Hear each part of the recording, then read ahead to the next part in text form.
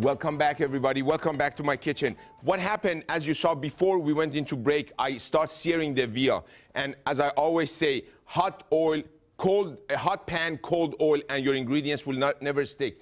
I turned the rack around and it went under the broiler. So that interior part of the rack also gets crispy. And you're gonna be at home or you're gonna be at Il Mito grabbing these racks and just biting all over. Why? Because you want all those beautiful flavors. Let's see where it stands. Let's bring it back and finish our sauce quickly. Look at this. Look at this beautiful searing here.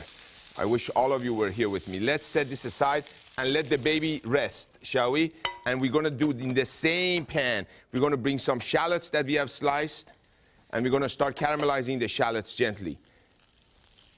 In this same pan, as the shallots are doing their thing, remember, if I would have added the garlic first, it would have burned within 30 seconds. And then you would have this bitter flavor that you really don't know what to do. So by adding the shallots first and then the garlic, I am buying my garlic an anti-burning insurance policy. Why is that? The water content from the shallots are going to cool down the pan a little bit, but at the same time allow the garlic to infuse the flavors here.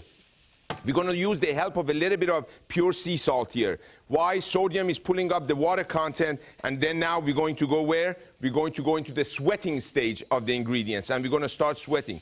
Here right next to me, I don't know if I showed you this before or not. These are cauliflower florets that have been sitting in a pan with some olive oil, sun-dried tomatoes, and a little bit of salt, and I'm going to take a little bit of basil. This is the supporting cast here, the cauliflower is.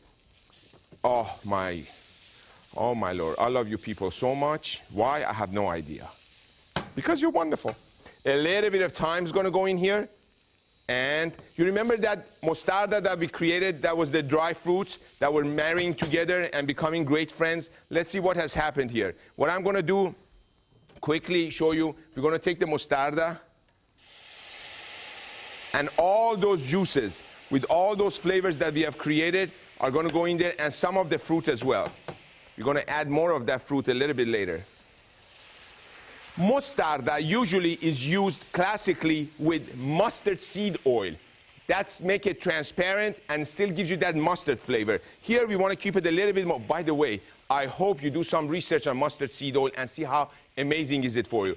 The culture that uses mustard seed oil the most is the Indian culture, and see why is it so good for you and how come they don't have a lot of the problems that we do. Look what happened to your shallots right now. You have all these beautiful flavors. A little bit of Dijon mustard. For all of you that have been watching me and allowing me to be in your homes, you know that Dijon mustard, the difference between regular mustard and Dijon is Dijon uses wine as the liquid to take the dry seeds and make it into a creamy mustard.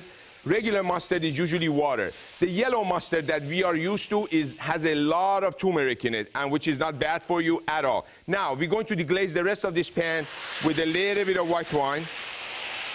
And when I say a little bit, enough for you to be able to get a facial and to be able to go in there and get all those yum-yums. Our sauce is done. There is really not more that you need to do to this. You have those fruits that are going to go in there for some plump juiciness that when you bite, there's going to be an explosion.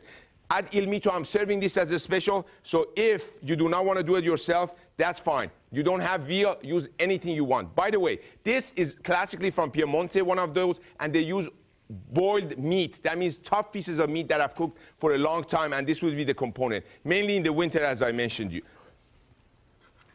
And